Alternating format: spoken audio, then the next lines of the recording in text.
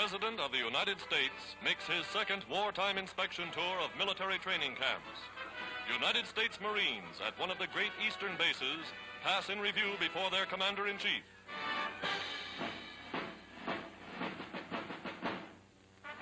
Traveling further south, Mr. Roosevelt sees at first hand the growth and progress of America's vast new military machine.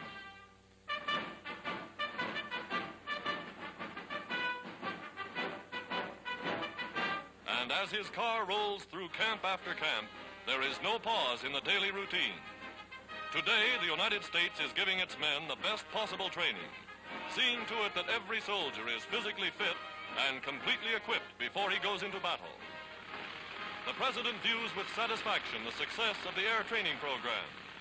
All America working to speed the day of victory for the United Nations.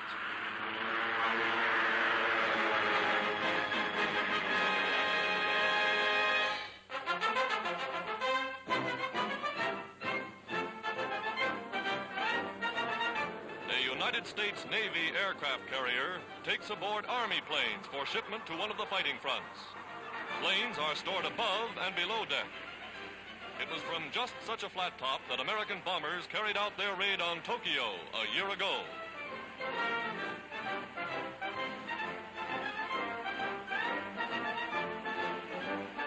Now, loading up at sea with oil and ammunition. Machine guns ready, planes ready. And they take off for some new base on land.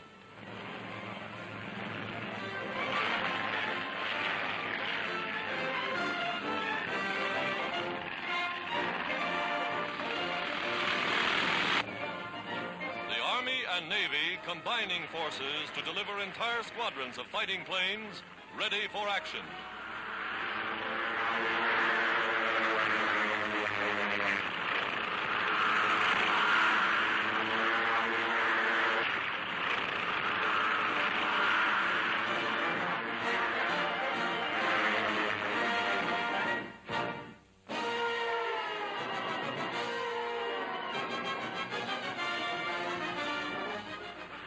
Air forces over North Africa.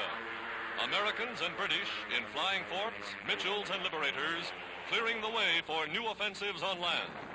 Through a hail of enemy flak, the big ships roar on. Their objective, the Marat Line.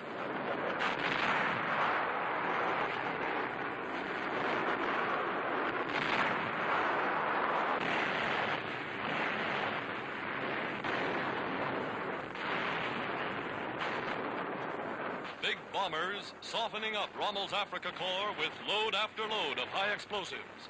Anti-aircraft fire fails to stop them.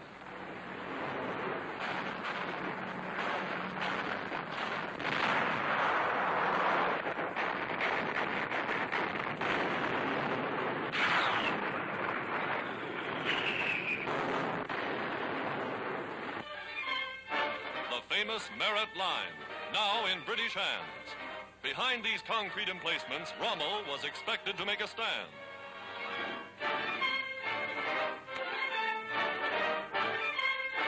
But Montgomery's guns and his brilliant 8th Army were too much for the Desert Fox. Here, General Alexander, Allied Ground Chief, and French General Giraud visit the fighting front as British artillery gives the Nazis no rest.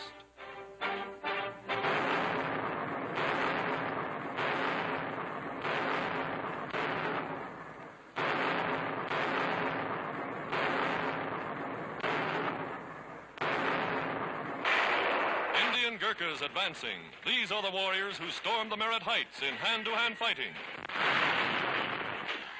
Now, in the American sector, United States tanks take their place in the Allied strategy to drive Rommel into the sea.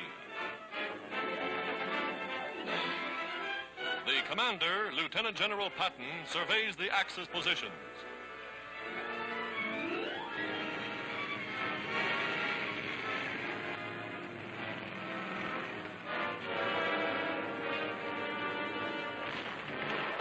Guns emplaced in the hills open fire, and they have the range. Direct hits on Nazi tanks.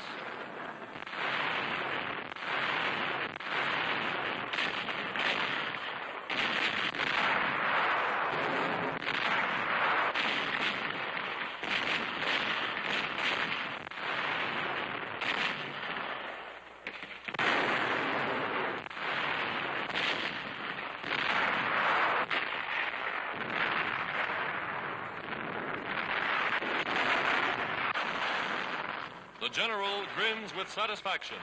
After early setbacks, his American troops are learning.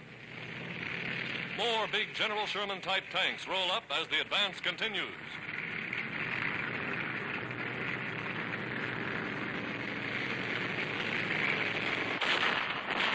Now, streaming toward the last mountainous barriers to join the magnificent British, Yankee gunners see inspiring evidence of Allied superiority over the vaunted German Mark IVs.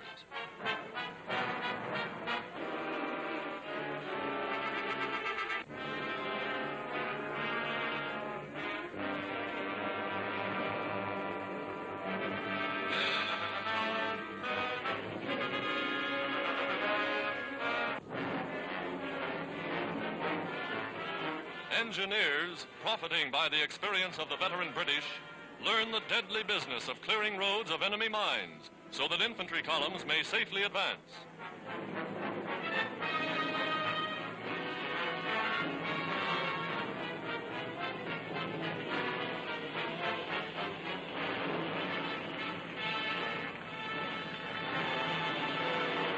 A Junkers 88 attacks the supply line, bombing the road.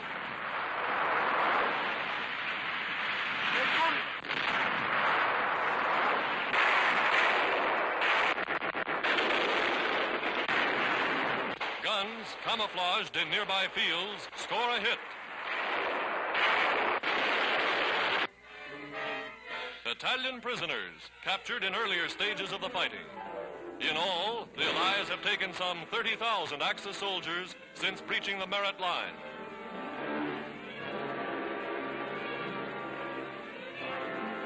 A meal of United States Army field rations is quite a banquet for members of the elite German Africa Corps.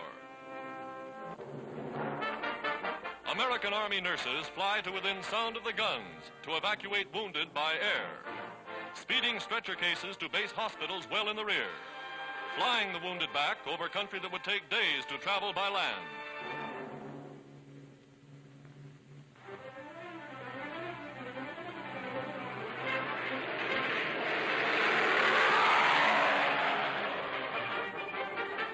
General Eisenhower, Allied commander in North Africa, visits General Patton's frontline headquarters as the combined Allied force bottle up the Nazis in the northeast corner of Tunisia. The Battle of Tunisia enters its final phase.